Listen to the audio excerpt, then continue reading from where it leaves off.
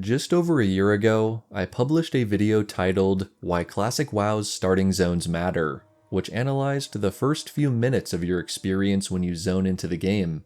We looked at specific world design choices, early bits of story and lore, and an intentional gameplay structure that teaches you how to maneuver your character through this intriguing and sometimes hostile world. Dozens or even hundreds of hours later, your adventurer has seen much, done much, and has likely traversed across entire continents in their quest for experience, items, and knowledge.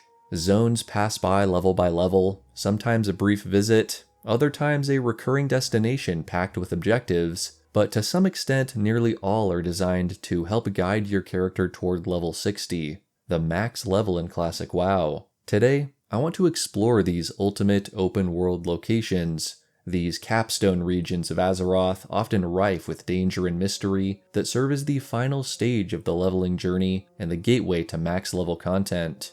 This is not a comprehensive deep dive into all of these zones, but I instead hope to tie together some of the geographic and narrative themes that make these zones unique, along with the shift in gameplay that accompanies them. As always, thank you for the fun comments and support, and with all that being said, let's get right into it. Let's begin with a brief tour of the zones that fit into the highest level bracket, spanning from about level 50 all the way to 60. There are a few zones, like Felwood or Tanaris, that you could conceivably find yourself in as you near max level, but since their questing focus is primarily in the 40s and early 50s, I've decided to leave them off the list. Today's list is only concerned with the places that emphasize high 50s and 60 content. The Burning Steppes are an ashen wasteland north of human territory that lie in the shadow of Blackrock Mountain. Dangerous orcs, black dragons, and the dark iron dwarves can be found here, and much of the content here revolves around these factions and their dealings deep within the mountain. Not too far to the south, the Blasted Lands share a similar desolation, but were instead warped by demonic energy rather than volcanic activity. This is the home of the Dark Portal, the portal to Draenor, and while there aren't too many quests to be found here, there are a few high-level stories pertaining to the demons and their followers, and players might find themselves completing class quests in the area. The Plaguelands, divided into eastern and western zones by the Thranduil River, are the epicenter of the Scourge Plague on Azeroth. Sickly, tainted forests filled with the mindless dead and other monsters, not to mention the religious zealots of the Scarlet Crusade. This is where Lordaeron's fall is most evident. The sister kingdom of Stormwind, derelict and broken, but perhaps not beyond saving. Across the Great Sea on Kalimdor, Azshara hides ancient secrets and powerful magic under a tranquil facade. This is a zone you're sent to, but you don't often linger in, and I debated including it on the list or not, but there are a few high-level adventures, and even a few raid bosses waiting to be uncovered by those seeking power. Winterspring offers those who make the ascent up toward Mount Hyjal a landscape of frigid forests and highborn ruins, perched high above Azshara's stormy coast. Elven magic, isolated explorers, and even pockets of demonic influence make this zone a high-level mix of threats both natural and fantastical. Ungoro Crater is perhaps the most wild place on Azeroth, a prehistoric playground where beasts stalk the jungle, and volcanic features heat the land and water. It's a savage test of survival for players that forces you to tread lightly, for there are no roads in this untamed land. Further even than this isolated crater is Silithus, the forsaken desert forgotten in time for 1,000 years. The insectoid Silithid have reawoken and seek to infest Kalimdor once more, and fighting here on the doorstep of their dark citadel of Ankiraj gives this zone a climactic feel only meant for the most distinguished warriors. As an honorable mention, I'll also include Deadwind Pass, which features high-level enemies, but no quests or reasons to go there besides sightseeing. The foreboding Tower of Karazhan not revealing any secrets in vanilla, but instead giving players something to look forward to, a hint that more content is on the way. So there's our list, over a half dozen zones that you'll probably travel between on that final stage from 50 to 60. The first trait between many of these zones that I want to highlight is their geography, both in terms of isolation and uniqueness. Many of the spots I featured in my Dead Ends of Azeroth video are found in these zones. They're often situated at the edges of the world, filling in the margins of the two continents and sequestering their hostile environments away from players in the starting zones. Of course, there are exceptions to the patterns I'm talking about, but even places like the Burning Steppes, located right in the heart of the Eastern Kingdoms, are pretty inaccessible on foot to players before their 50s, insulated by the inhospitable Searing Gorge and the tempting but deadly Blackrock Pass to the north and south. And yet, players can still get glimpses of this zone while on a flight path, advertising the battles ahead to less experienced players. But for the majority of our high-level zones, they remain totally out of the picture until the appropriate time. And when that day comes, when a quest objective or a desire to explore points you to one of these blank maps, the diversity of environments does not disappoint. These regions are supposed to be the furthest points from civilization, the end goal of your open-world adventures, and I think their unique landscapes and their features give players a very different feel compared to the starting or even intermediate zones. Silithus is a desert zone, but it's punctuated by strange geometric crystals and floating obelisks, not to mention giant insect hives. Winterspring has some similarities to other elven forests like Teldrassil or Ashenvale, but it's covered in a thick layer of snow and has much more mountainous terrain. The Plaguelands, once not so different from gentle territories like Elwynn or Hillsbrad, are now choked with plague smog and mutated trees, hardly recognizable from the idyllic woodlands they once were.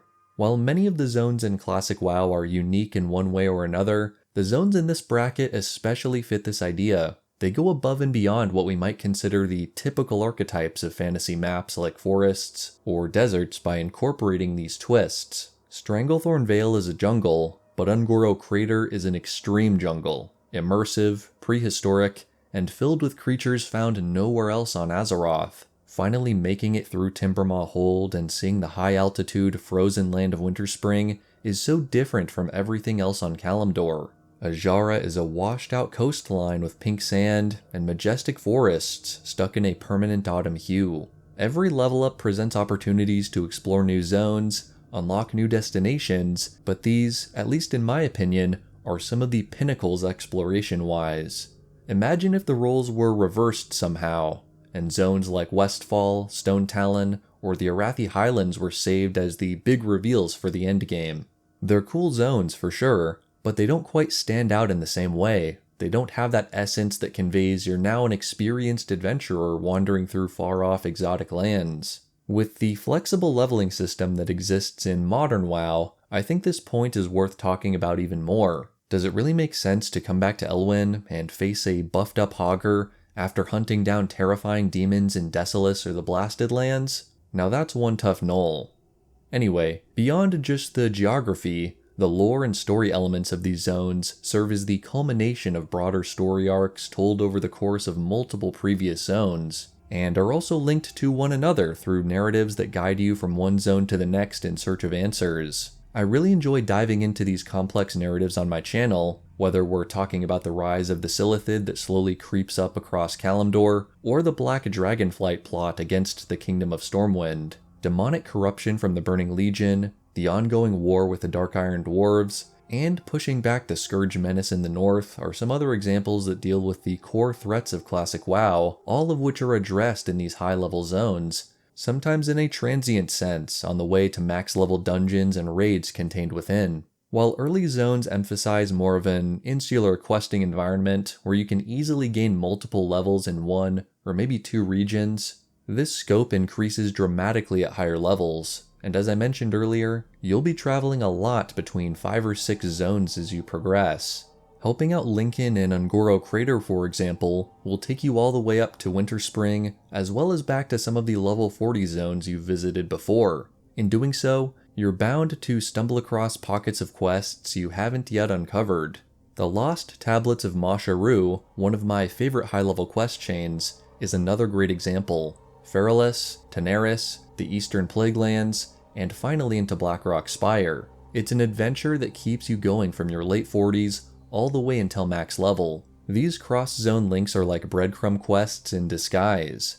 Their sole purpose isn't to guide you to other quest hubs, but they're bound to help you bounce around from zone to zone as you naturally follow the XP. This style of objective is expanded upon in the post-leveling game, with sagas like the Scepter of the Shifting Sands or the Lord Valthalak chain squeezing every last bit of travel and exploration out of your character, but that's usually after you hit 60. From a narrative perspective, I also think these capstone areas do a great job of ramping up the stakes while still keeping the key vanilla themes of adventure and discovery intact. You're not the chosen one or the most powerful hero ever seen, but you've proven yourself as a capable fighter or healer to now stand here in some of the most remote, hostile areas of the world. As the key threats of the Silithid, the Scourge, fanatical trolls, and others become more prominent, instead of commenting on your own individual power, friendly NPCs and their respective factions focus on grouping up and making a coordinated assault against the enemy.